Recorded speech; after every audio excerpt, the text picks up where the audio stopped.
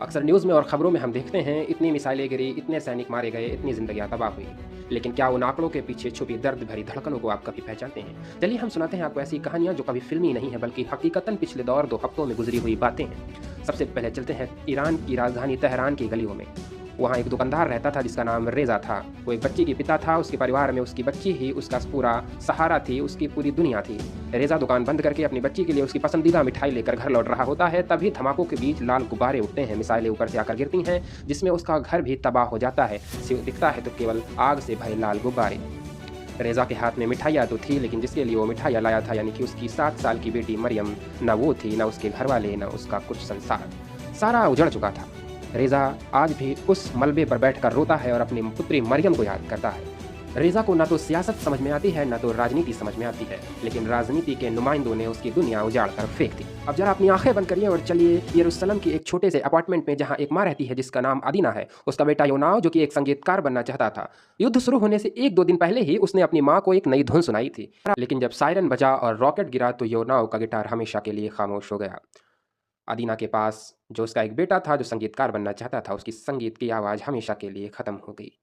अदीना के पास अब एक ही काम है, वो अपने बेटे के कमरे में जाती है और उसके गिटार को साफ़ करती है और फूट-फूट कर रोती है। वो कहती है कि क्या उन नेताओं को पता है कि एक संगीतकार ही सिर्फ़ नहीं, उसने एक माँ का बेटा छीना है उन्होंने? क्या उन्हें पता है कि मेरे घर अब कितना खाली-सा है? ये अदीना का दर्द नहीं, ऐसे हज़ारों लोगों का है जो इस युद्ध में जूझ रहे हैं। वहीं हज़ारों मील दूर अमेरिका के एक शहर में एक घर में एक बूढ़ी माँ रहती थी जिसका नाम मार्था है। वो उसका एक लौता बेटा, उसने बताया कि वो शांति और सुरक्षा के लिए जा रहा है। अरब के खाड़ी देशों में उसकी अमेरिका सैन्य की तरफ से तैनाती थी।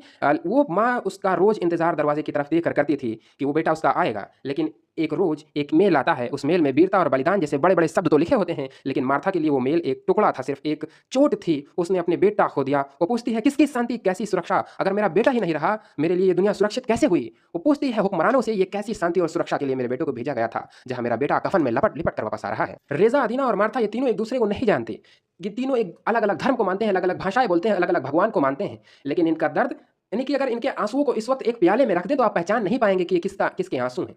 दुःख की कोई सरहद, कोई सीमा नहीं होती है। जब मिसाइलें चलती हैं तो नहीं देखती कोई बच्चा सो रहा है, कोई इंतज़ार कर रहा है। युद्ध कभी शांति नहीं लाता, वो सिर्फ़ नफ़रत को जन्म देता है और पीछे छोड़ जाता है तो मासूमों की लाश और उजड़े हुए घर।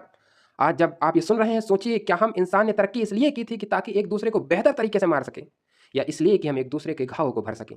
वक़्त आ गया है कि हम नफ़रत के शोर से ऊपर उठें, क्योंकि अगर ये युद्ध नहीं रुका तो एक दिन ऐसा आएगा जब लड़ने के लिए कोई इंसान नहीं बचेगा और जीतने के लिए सिर्फ़ राख बचेगी। इंसानियत को हुक्मरानों बचा लीजिए, इससे पहले कि बहुत देर हो जाए। ईरान, अमेरिका और इज़राइल